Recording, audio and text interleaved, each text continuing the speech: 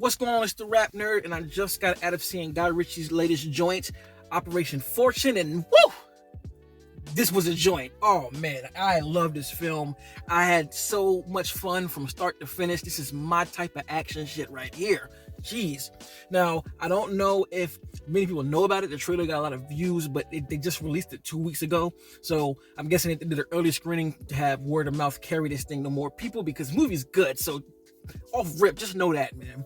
The story follows this group of special tactical team that gets hired by the MI6 to go after this boss who has this secret technology that can control the world. Now, it's really vague, but that's all you really need to know because it is what it is. That, but like with Guy Ritchie's films, you can always describe them in a sentence, but the way through that simple story is broken down into these many complex ways and twists and turns, and this dude is a different person than you thought he was. They were working for this person, blah blah blah blah blah.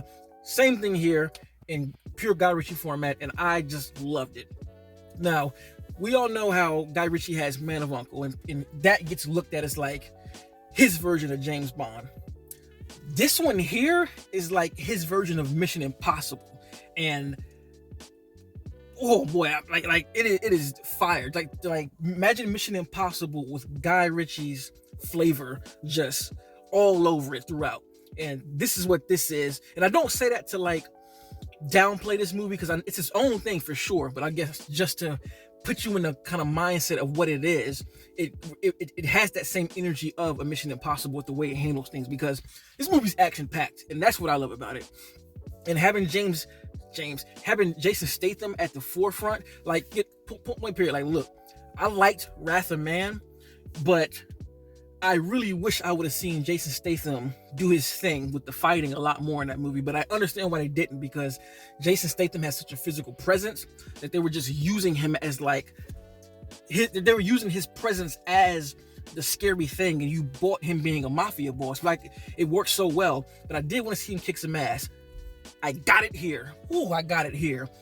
Jason has some cold action set pieces, just like little ones just splattered throughout, and the third act, when he really gets off, and it's a shot of this in the trailer when he's holding a gun and the camera is mounted on the gun, so it kind of feels like a video game in that little aspect, because from that point on, you see that in the trailer, it keeps going and he does more and more shit, and it's like that throughout the movie. He is just whooping ass. Every punch, every neck chop, every elbow, every knee, you feel it. Like the sound effects that they put on his punches specifically made him just feel so much harder and hit hard. I was like, like I found myself doing a lot of that as he was hitting people. Of course, not annoyingly, so you can hear it, but in my head, I'm just like, woo! And I wanted to see that. So him being the lead here is great. And speaking of him, I gotta speak about the characterization as usual. You know, again, Guy Ritchie's great at this. Like, his characterization is so detailed and so particular to each character that you have these many personalities that work together that make it a fun time. And like I said, you have Jason Statham being Jason Statham. I will never not get bored with Jason doing action films. He can do them for the rest of his life. I'm gonna show up and watch him. He is who he is supposed to be in this movie. So Jason Statham fans, you're gonna love it. Honestly, you're gonna love this film. Now, Aubrey Plaza, she plays like this technology savvy hacker slash girl, but she's not like some, you have hackers who kind of live under rocks and shit like that. She didn't play it like that, but she just has these skills to literally break into security systems, access electronics, all that stuff. She's like the hacker slash safecracker of the group. But man, her comedic timing in this movie is just like perfect. Like, I found myself laughing quite a bit just at her banter with Jason Statham's character. It's in everybody else. She adds a particular quality that I've never seen in these type of films. You know what I'm saying? Like, because she came up being a comedian. Well, she's a comedian. What am I saying? She's a comedian. So there's just a certain edge that a comedian has who's good at it that you're not going to get from somebody who's just reading lines. Like, I can tell there are moments that she just ad-libbed it and it was funny as hell. And you can see it on Jason's face in some moments when she responds to him, he's kind of like, okay. You could tell that it wasn't scripted. So she adds a really nice flavor to the movie. You have Josh Hartnett's character where he plays like a movie star, and it's just cool seeing him in this film because he's very green. You know, he's used to being on sets and acting, but here, when they take him out of that element, he has to do the real shit. Like, he has to do things that he acts out in his movies in real life. You know, within the movie, you see this level of like, oh shit, like I don't know what's going on. Are we gonna die? Like, you see, like he's the character that we are as an audience, like riding with this whole, watching this whole story unfold. Like, he had an excellent, such an excellent addition to this film, man. And God, what are their names? JJ, another guy in the group. I think he's a rapper, if I'm not mistaken, because he was in The Gentleman too. But he was kind of like he was kind of the muscle, but like it's a weird type of muscle. Like he was the sniper of the crew, but I feel like he was the back end muscle if Jason needed some assistance. But he was just playing it cool the whole time, and his character just there's so much subtlety to his character that I like so much, man. You just gotta watch it for him. It's hard to explain because he was just cool and calm the entire time. Like, you never saw him sweat. You never saw him be scared of anything. Like, he just was like, sure thing, boss. Like, when he was talking to Jason would say something wild as hell. Like, yo, I'm gonna need you to sit on this roof and I'm gonna need you to clap everybody you see because I need you to, I need to get in this room and I need you to do this. He's just like, sure thing, like the whole time. So I loved him in the film. And then you have Cary Elwes. I think that's how you pronounce his name. I've seen him in mad movies. So no disrespect if I pronounce it wrong. Again, I'm not the best with names, so please don't hold me to that. You know what I mean? But he was playing like the leader of this whole. Not even the leader, because he didn't lead them in particularly, because he hired them to do the job because he knows they're capable of doing it. But he was like, what is it? He just brings everybody together to present the mission, in a sense. Like, you know, when Ethan from Mission Impossible gets the call from whomever it is to tell him what to do, he's that, but he's also that in person. So he like I said, he's works for the MI6 and he's the one that hires them. So he just does a great job of that because he gives everybody shit about, look, get the job and get the fuck out. Like, there's nothing else that needs to be doing, but he has this sharp wit about him that makes his responses and their back and forth with all the characters just that much sharper. So I loved him in this role, and I love the way the film starts. Oh my god, like when it's just him walking and they show like his footsteps become part of the score, and it's interchanging him walking to his higher up about this specific job. It's showing like what happened to bring him there, and they mix it in and make it. Oh, it's so fucking good. Like, oh, that shit was good.